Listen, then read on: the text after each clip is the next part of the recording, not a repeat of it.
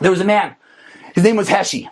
Heshi also went through the Holocaust. Not sure why every story has to go through the Holocaust, but I don't make up the stories. He went through the Holocaust, and he came out, and he moved to America, and he went for work. And he tried everything. He could not find a job. Wherever he went, nothing. Finally, one day, someone told him there's a local shul, and the shul needs someone to tend to the shul, a shamish, a gabbai, someone just to be there and help, to sweep up, to get people their seats, to give people a sitter, someone to be involved. He said, okay, what should I do? I need money. So he goes to the shul, and he interviews for the job for the shamish. And the interview's going great, and it sounds wonderful, and he's getting excited. He's finally going to have a job. And at the end of the interview, the whoever was interviewing him, the Rav, the president, whatever it was, says, do you speak English? English? No, I don't speak English. He says, okay, you can't have the job. Why can't I have the job? Everything was perfect. He said there are times that people come into the shul, religious people and other people, and they only speak English. And one of the jobs of the shamish is to go over to them and make them feel welcome, show them their seat, give them a sitter. If you don't speak English, I'm sorry, it's not for you. And he started pleading and saying, please, I've been trying so hard. I need a job. Help me.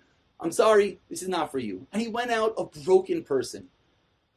A few days later, he realized he has no choice. He went to a friend, he borrowed a few dollars, he got like a push cart, he bought a few items, and he went around selling a few items like a beggar. What's he going to do? He needed to get some money just to feed himself.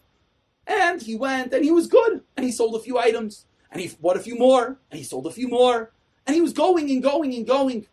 Eventually, the push cart made him enough money that he bought a larger stand. And now he had a stand in the street. And then he made a little more money, a little more productive, and he bought a storefront. And now he actually was making somewhat of a normal living. And he was making a few dollars. And slowly over time, the store grew, and he was able to buy a second store. And over time, he was able to buy a third store. Soon enough, he was able to buy a factory. And within a few years, he was a very, very wealthy man. And then he heard about another company that did something similar to his, and he wanted to merge. It was a wonderful business opportunity. And he set up a meeting with the other company. It was in a tremendous building in Manhattan. And he goes to the appointment, and he travels up to the top floor with his lawyer. And he's sitting down, and they're discussing all the details of the business deal, and he's very excited, and he's going to make a lot of money. And at the end of the business deal, they hand him the contract. And he turns to his lawyer, and he asks his lawyer to look it over. And they said, sir, we'd like if you read it over. We really would like, we're doing a tremendous deal with you. We'd like you to look over the contract as well. He looks down and he turns to them. He says, I can't speak English. I can't read what this says. And everyone in the room is silent. You can't speak English?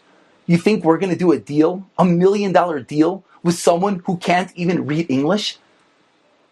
And he turns to everyone in the room and he says, if I was able to speak and read English, I would right now be the shamish of a shul.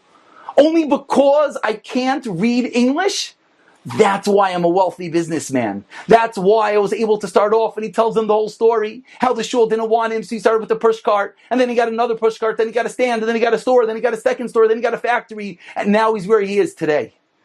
Sometimes it's the biggest deficit, which is where we come to salvation. It's that moment that we can't speak English, it's that moment that we're locked in, that we realize that we're getting that secret code.